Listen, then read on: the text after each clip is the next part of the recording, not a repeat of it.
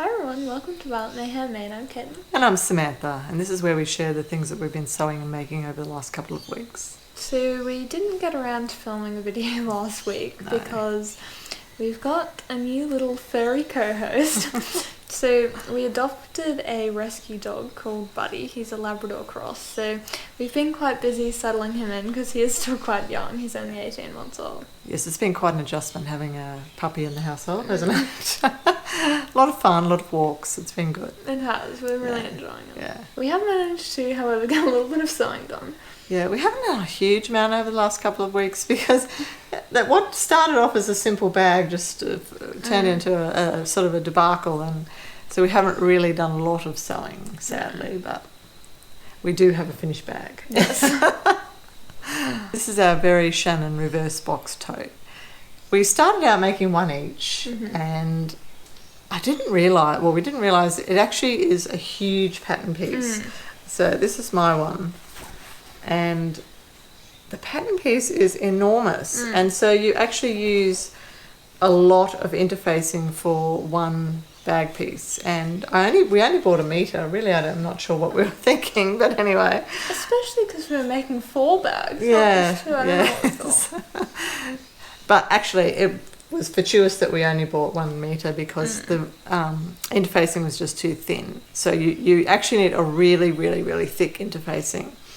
We bought some a while ago, which we used for our 6-pocket tote, and that was fantastic. It was really, really thick, but I can't remember where we bought it. I just can't think of it. Because that is what we need. We need something like that that's really thick. So even though this is a reversible bag, like if you think of it as the outer and the lining, we had enough interfacing to interface the outer of both bags. Yes. So we cut it all out and we started sewing it, and we realized pretty early on that we just, like, if you look at this, like, if you think about it standing up, like, it was just nowhere near it. So we realized pretty early on that it just wasn't going the way we'd hoped, and of course the pockets weigh it down even further. Like, once the pocket's on there, it was even more prone to falling over. Yes. So we decided that because this was such a precious fabric, that we would just work on mine and see how we went,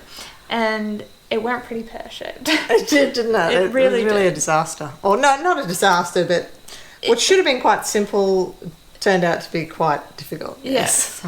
So we bought what was called medium interfacing because I don't know why. We just decided that was what we were buying and we did it. Yeah. And anyway, so we put that on the outer of the bag, and then we were sort of scrabbling around. We didn't have any more interfacing, so we put fusible fleece on the other side, and it's not ideal, but it has made a bag that pretty much stands up by itself. Yeah. But next time we're going to get heavy interfacing, and I still think that we'll put it on both sides. I agree. Because, you know, we want something that's going to stand up easily by itself. Well, the pattern is quite structured. The picture's in the pattern, isn't it? Whereas this is still a little floppy. Yeah. Yeah. So this is what it looks like on the other side. So I think that both sides have turned out really nice. I think they're both really cute. Yeah. Yeah. So we've definitely learnt some lessons from this. Yes, we have.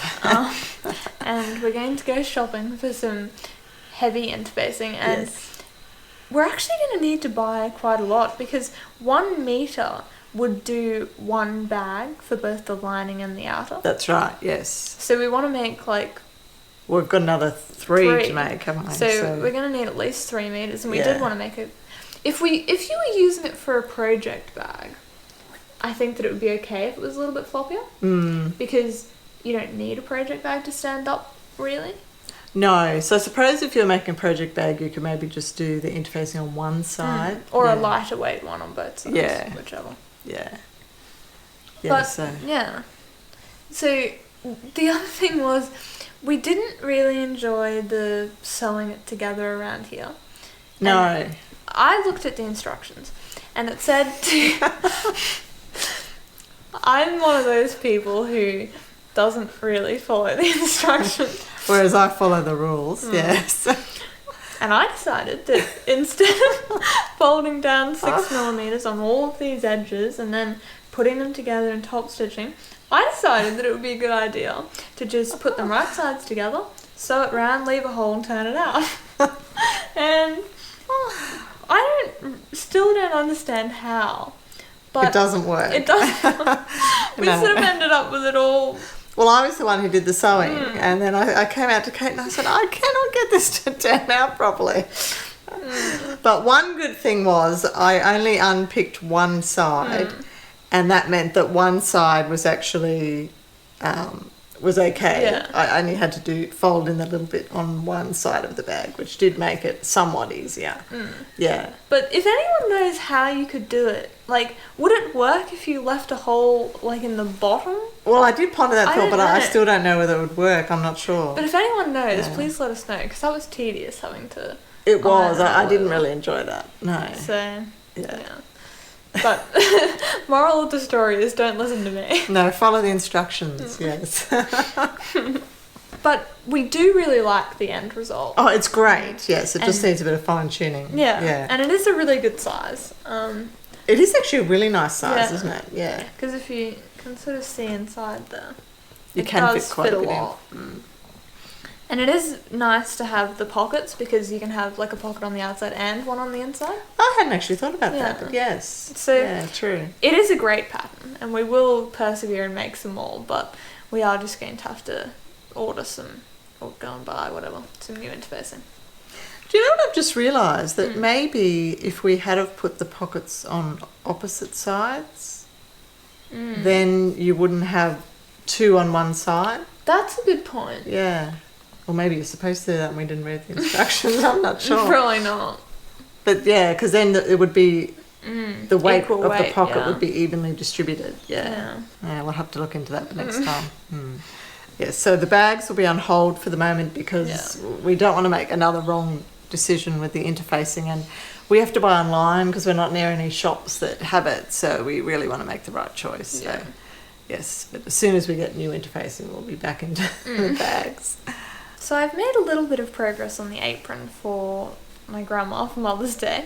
So if you remember, we had lost all of the bib pieces and whatever, and we actually couldn't find the blue fabric that we were going to use. I've probably used it for something else in the meantime. So we settled on this purpley sort of stripy-ish fabric, and so we cut out all of the pieces that we needed, and I have half gathered the skirt onto the waistband. So I just need to finish doing that and then just put together the bib and the ties and everything, and then that will be done. And I've only got like 11 days from filming this, so I really need to get a move on with that. We're going to work on it together though to get it finished. Yeah. It's going to look quite pretty though, isn't it? I actually like the purple. I agree. I think it actually possibly looks better than that. Yeah, because it does have a little strip of purple in there. That's where we got the inspiration from. But yeah, I actually quite like it. I agree. So we recently purchased a hat pattern. It was the Butterick B6741. We've been eyeing this pattern off for a while, but it hasn't been on special. So it was finally on special and we decided that we'd get it.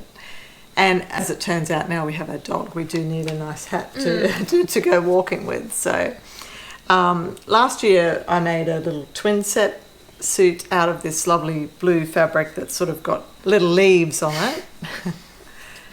And I thought that actually would be perfect because the problem with hats is it's difficult to get them to coordinate with your outfit. You don't want a million hats. So I thought that just being like a blue with just a tiny little pattern, it actually might look quite nice and go with a few of the things. So we're going to both use the same fabric, aren't we? Yeah.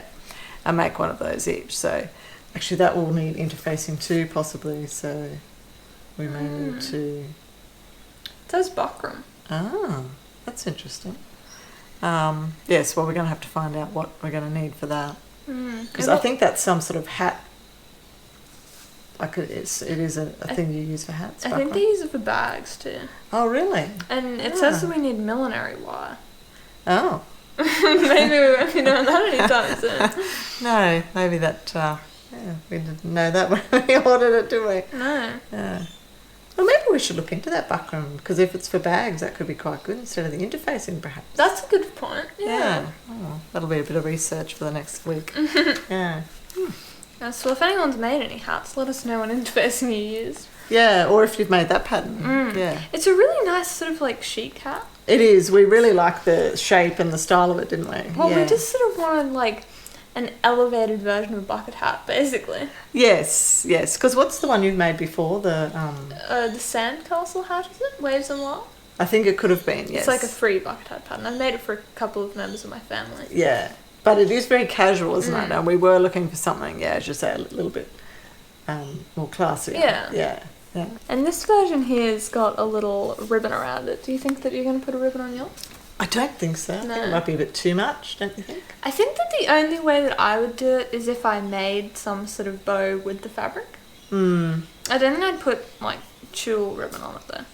I think if you were going to use the hat for something more formal or something, the ribbon would look really pretty, but for the purpose that we want it for, I don't think I would worry about putting a ribbon on there. Yeah. So we're hoping to be a bit more productive over the next couple of weeks. So Kate's got to finish her apron, and you're going to work on your jacket that we mentioned last time. I'm going to start working on my dress. I haven't actually had a chance to even look at that over the last couple of weeks. And I also want to start my pinafore that I mentioned in our winter sewing plans video. I can't remember the number of the pattern, so I'll just put it on the bottom of the screen. But I'd really like to get that sort of the first one done to see if it's good, and then I'll make my one out of my corduroy. So that should be quite good. I'm really excited about that. Yeah, me too, because it's not quite cold enough yet, but in the next couple of weeks, normally it starts to cool down quite significantly. So I'd really like to have that to wear. Yeah. So until next time, happy sewing.